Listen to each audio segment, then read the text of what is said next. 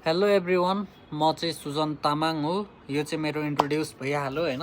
अब म चाहिँ के गर्न चाहन्छु भने यो च्यानलमा चाहिँ म चाहिँ तपाईँहरूको साममा एउटा बुक पढ्न चाहन्छु है त।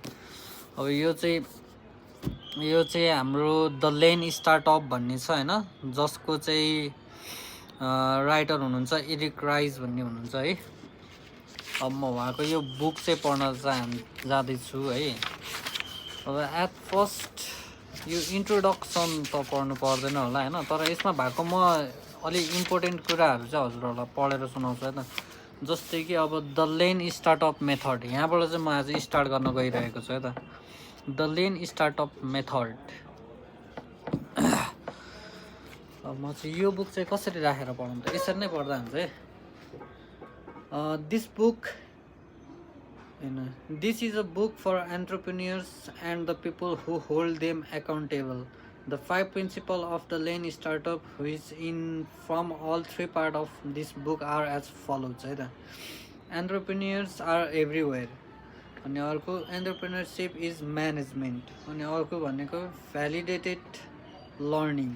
अनि अर्को भनेको build, measure, learn. अनि अर्को भनेको चाहिँ innovation accounting. यो चाहिँ एकदम अब हुन्छ नि इम्पोर्टेन्ट मेथडहरू हो है त।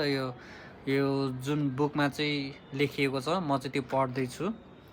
अब एन्टरप्रेन्योर्स आर एभ्रिवेयर, यो भनेको के हो त, एन्टरप्रेन्योरहरू चाहिँ हिजोआज जुन ठाउँमा पनि जतासुकै पनि एन्टरप्रेन्योरहरू हुनुहुन्छ भनेको है त। अब कसरी भन्दा, you don't have to work in a garage to be in a startup.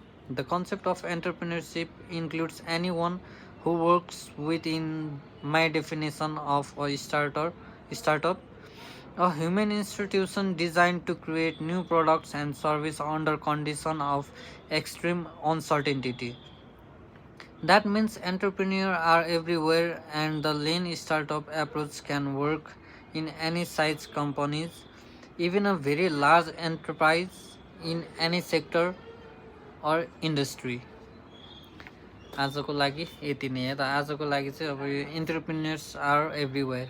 अब यस्तै गरेर म भोलि चाहिँ एन्टरप्रेन्योरसिप इज म्यानेजमेन्ट भन्ने कुरा चाहिँ म भोलि पढेर सुनाउने छु। हजुरहरूलाई कस्तो लाग्यो? अब यसरी हेरेर जसले नि पढ्न जान्छ भन्नुहुन्छ भने द्याट्स ओके, द्याट्स फाइन। मैले त्यो नाइ भनेको छैन, सबैजनाले पढ्न सक्नुहुनेछ बुक हेरेर होइन। म चाहिँ के, यो चाहिँ एउटा नयाँ कुरा गर्दैछु, त्यही भएर चाहिँ यसमा मलाई अब साथ सपोर्ट दिनुहुन्छ भने मलाई फलो सब्सक्राइब गरिदिनु होला भन्न अनुरोध गर्दैछु है त। Have a good time.